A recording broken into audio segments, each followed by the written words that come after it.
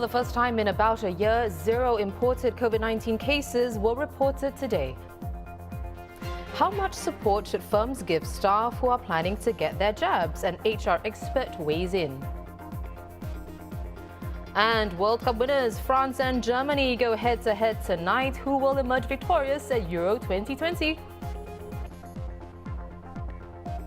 Hello, Olivia Quay here. You're watching The Big Story live in the Straits Times newsroom. You can subscribe to our channel so you never miss a single episode.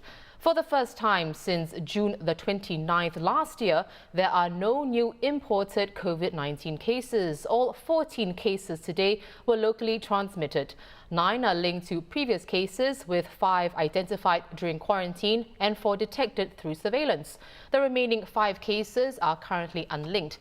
Meanwhile, 9 co-workers in close contact with an infected cleaner from AO Service Pro have tested negative. The 79-year-old cleaner was the sole unlinked case announced yesterday. With the BUKIT MERAH view swabbing exercise now open to nearby residents, snaking queues were seen earlier today at the temporary test site at Block 125A. During their visit this morning, our Straits Times colleagues said there were 2 lines, one for those with an appointment and the other for walk-ins, which had 120 people waiting. The estimated wait time was 1 to 2 hours, so residents in the second queue were told to return within the next 2 days. With the ongoing vaccination exercise, are you getting support from your employers, whether it's getting time off to go for the appointment or to get some rest if you develop side effects? Different companies may have varying operating procedures for staff planning to get their jabs. On one hand, some have rolled out initiatives to support the national vaccination program. For instance, back in January, OCBC Bank said that among a range of support measures, its Singapore employees will have their medical consultation fees reimbursed if they develop side effects and given 2 days sick leave without needing to provide an MC.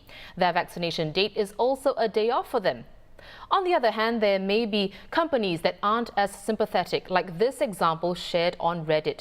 The staff member here said his company had allegedly insinuated that a colleague was trying to skive after getting his jab.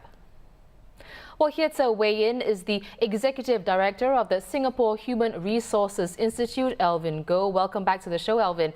So, for firms whose employees may need some time off post-vaccination, what would be adequate and fair protocols to follow?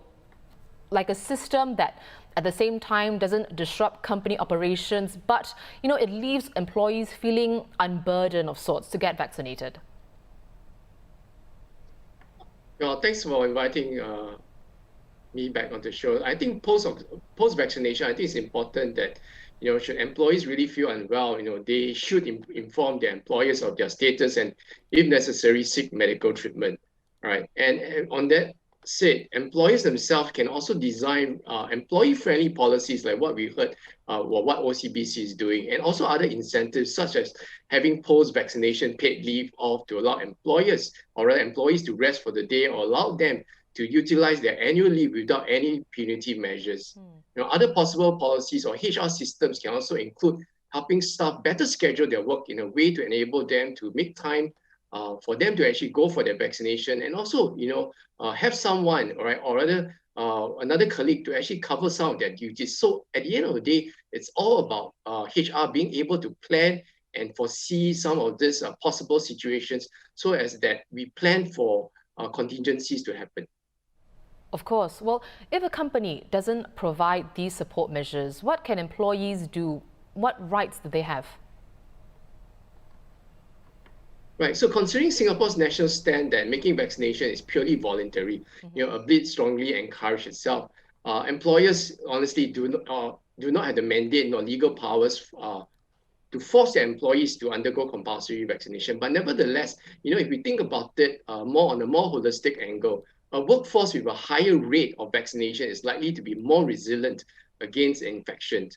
Right? Imagine if an employee had contracted COVID and the employer's premise has to be closed to be disinfected. It simply doesn't make sense for employers not to want to support these measures as the financial health of the organization really depends largely on the health of the workforce. So on that note, I would really like to say that employers themselves should really adopt a more progressive people practices in their HR systems and workplaces as well. Well, as a parting note, Alvin, what's your advice for employees to handle difficult bosses in this instance?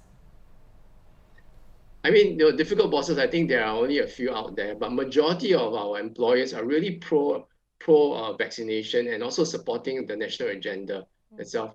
At the end of the day, employees have rights, and rather than be confrontational about it, if necessary, apply on their own for their own time off or paid leave to be vaccinated. Furthermore, I'd just like to add that the Ministry of Manpower is also in discussion with the tripartite partners on acceptable employer policies with respect to vaccination of their workforce. So both employers and employees should keep a lookout for this tripartite guidance when it is made available to all of us here. Right, well, that's good to hear. Thank you very much for making time for us today, Alvin. I've been speaking to Alvin Goh, Executive Director at the Singapore Human Resources Institute. We want to hear how your companies have handled employees' vaccinations, so leave your comments below.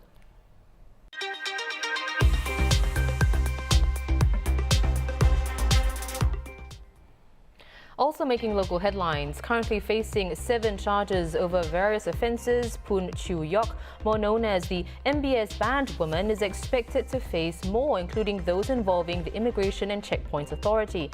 The prosecution mentioned the additional charges in court today but didn't reveal details. The case has been adjourned to July the 6th. According to the Internal Security Department today, Singaporean Dixon Yeo was detained under the Internal Security Act on January 29th for acting as a paid agent for a foreign state. From 2016 until his arrest in the US in 2019, he had carried out intelligence activities against Singapore, like sourcing for information and providing reports on issues of interest to his foreign handlers. Yeo had approached various people here to try and obtain info for his reports. He also set up a front company as a cover for his information gathering activities and unsuccessfully tried to get a job in the government. And in an update today, the police said 15 men have been arrested for several offences, 14 for being suspected members of an unlawful society and another man for alleged disorderly behaviour while at a funeral in Boon Lay on Sunday. The police are also looking into potential breaches of safe distancing measures during the funeral procession, which was attended by 200 people, some without masks.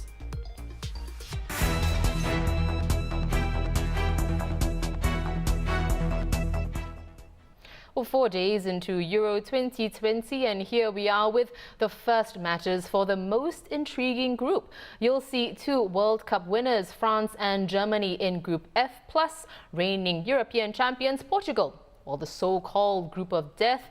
But because all 3 teams could qualify for the round of 16, that lessens the drama significantly. Still, I'll be staying up to watch France and Germany. Their match is at 3 a.m. tonight, Singapore time.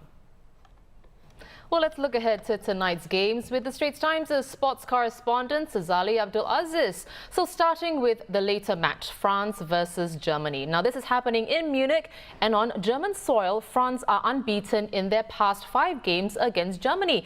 But Sazali, within the French squad, you would have read that there's brewing discord between Kylian Mbappe and Olivier Giroud. How much would that weigh on their performance later tonight and for the entire tournament, you think?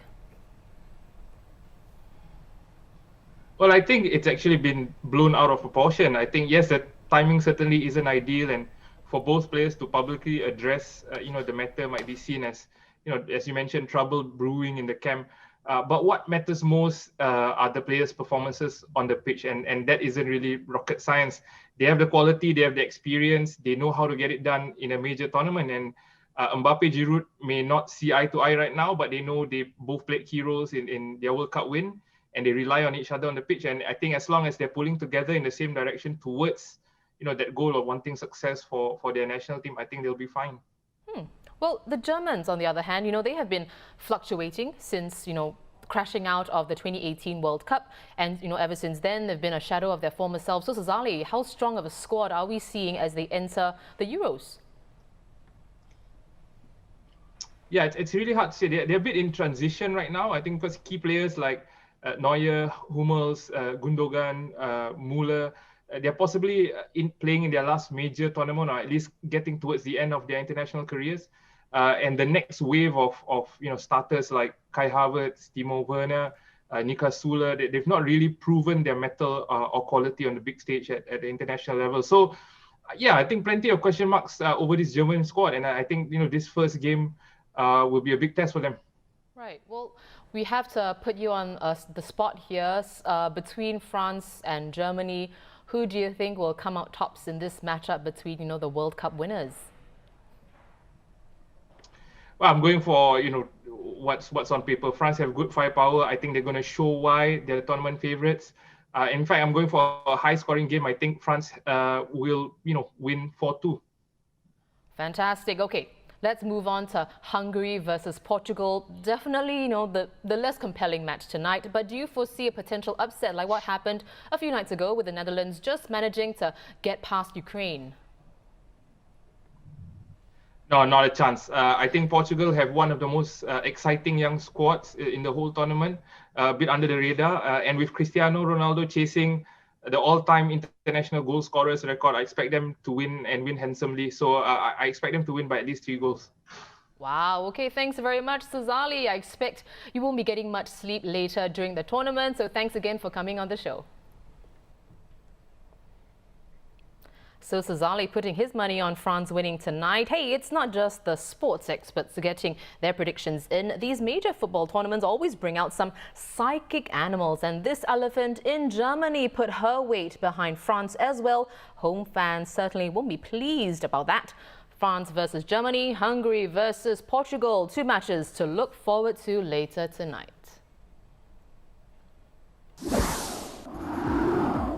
And for more news and videos, visit straitstimes.com and subscribe to our YouTube channel by hitting the red button below. I'm Olivia Quay. See you tomorrow on The Big Story.